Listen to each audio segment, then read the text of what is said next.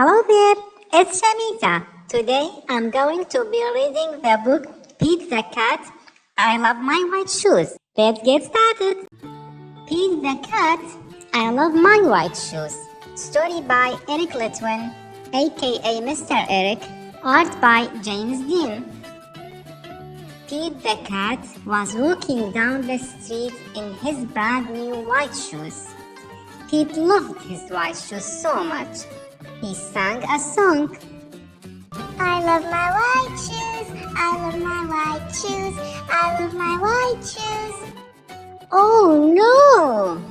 Pete stepped in a large pile of strawberries. What color did it turn his shoes? Red! Did Pete cry? Goodness, no! He kept walking along and singing his song. Everything is cool. I love my red shoes, I love my red shoes, I love my red shoes. Oh no! Pete stepped in a large pile of blueberries. What color did it turn his shoes? Blue! Did Pete cry? Goodness, no! He kept walking along and singing his song. Awesome! I love my blue shoes, I love my blue shoes, I love my blue shoes. Oh no! Pete stepped in a large puddle of mud. What color did it turn his shoes? Brown! Did Pete cry? Goodness, no! He kept walking along and singing his song. Groovy!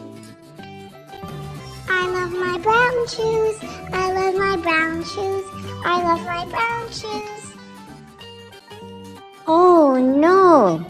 Pete stepped in a bucket of water. All the brown and all the blue and all the red were washed away.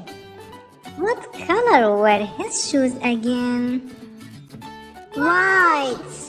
But now they were wet. Did Pete cry? Goodness, no! He kept walking along and singing his song. Rock and roll. I love my white shoes, I love my white shoes, I love my white shoes. The moral of Pete's story is, no matter what you step in, keep walking along and singing your song. Because it's all good. I hope you enjoyed the book.